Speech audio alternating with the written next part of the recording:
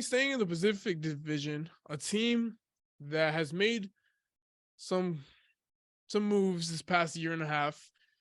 The Sacramento Kings are finally above 500, sitting at 8th place in the West right now. They have lit the beam. The city of Sacramento has been really fun. They put on a show beating the Brooklyn Nets, who we'll get into after this topic. Will this be the year the Sacramento Kings make the playoffs? I think they will. God, I think the worst thing for them would just be to make the playoff. Like, knowing the Kings, this is how I feel like it's going to go. Like, they'll make the play-in as the team that only has to win once. They'll lose twice and, like, fucking, like, they'll just not make it somehow. And I think that's exactly, like, the worst way to go, but it's in total Kings fashion. But I would say that, yeah. Okay, is that a success in itself? If they do make the play-in, you get a couple playing games, some national TV spotlight. We talked about SBC. Sometimes the goals of teams are just to get some recognition. Yeah, I do. I think it would almost be like a cruel joke to the fan base, though. Like, and what I mean by that is, like, if you're a team like the Spurs or the Jazz or the Thunder, and it's like you're not expected to be good, and then you make the play-in, I think that's exciting. Mm-hmm. Or if you're a team who's like maybe an 8 seed and you lose in the play-in or something, it's like, but you fought, you got something to play for.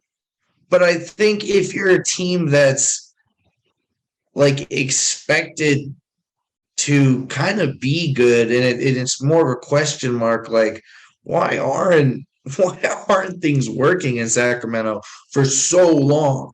Why is this drought, 16 years or something now? Yeah, like, why is this drought so long? I don't think making the play-in would feel as good to like Sacramento fans. I think they want 4 games. They want, even if they go 0-4, if they get swept, I think they want 4 games. I don't think they want 2 games or whatever. So that's my opinion. Yeah, I think this is gonna. I think when you make a move like trading Tyrese Haliburton, the pressure's there, and Monty McNair is going into his last year in his contract. So he made some good moves. I love the Malik Monk move. I love the Terrence Davis. Well, Terrence Davis has been there. Kevin Huerter, Red Velvet. They've had some really good players.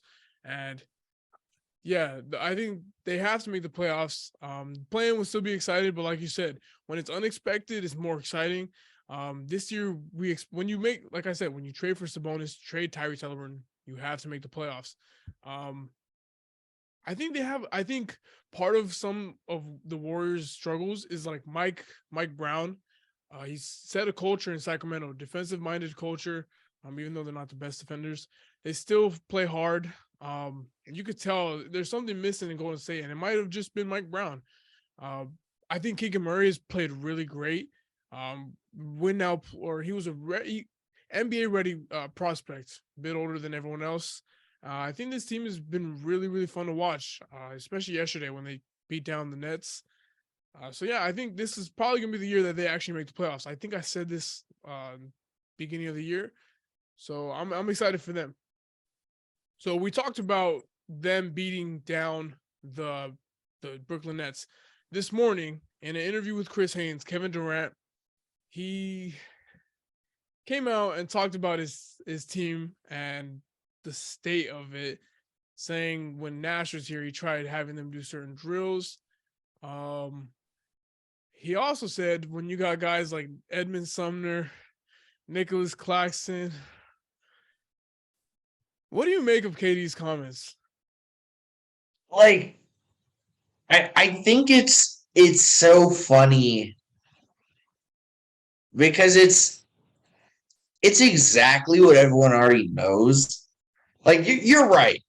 Your starting lineup of Edmund Sumner, Joe Harris, who I feel bad for Joe Harris, but he cannot move anymore. Nope. He's just a liability out there. If he is not hitting shots, if he's not dead eye from three, he's not valuable. We seen him in And the last playoffs, the last playoff performance. He didn't hit. He was terrible from the 3-point line. and then Doesn't coming do off the anything. injury, it's like he's just not there. And Mhm. I feel bad because it's like I liked Joe Harris, Yeah. but like I'm not gonna pretend that he is not a liability on the court right now. And like, yeah, Edmund Sumner, good, sixth, seventh guy on a good team to give you some bench points, but like he's no starting guard on a contending team, on a winning team for that matter. I think Royce O'Neal is like, yeah, he can hit threes and he's a good 3-and-D guy. You know what I'm saying? Like, I think there's a lot of teams out there that love them some Royce O'Neal, but like, we're not expecting like 20 or 20 points a night from Royce O'Neal, are we? And then like Nick Claxton's whole job is to just be there for when Kevin Durant passes it. Yeah. Like he draws 4 guys and then you get the dunk. Like that's Nick Claxton's whole job. So it is like there's no one creating out there other than Durant. And like it was like not even worth getting into the whole Kyrie thing. But like there is no that would have been the other guy to create offense. And he's not here. So even Ben Simmons too. And I think Kyrie had said earlier. Ben Simmons is in itself. Yeah, it's like that's the thing. It's like, how do you even talk about Durant and the Nets without? It's like, I'm just trying to like ignore the 2 other cases going on, and just like try to focus on and the coach is gone out too. So you're like, all right, we're in Jacques Vaughn's system now. It's just a whole mess in Brooklyn. It's a circus. It's a circus.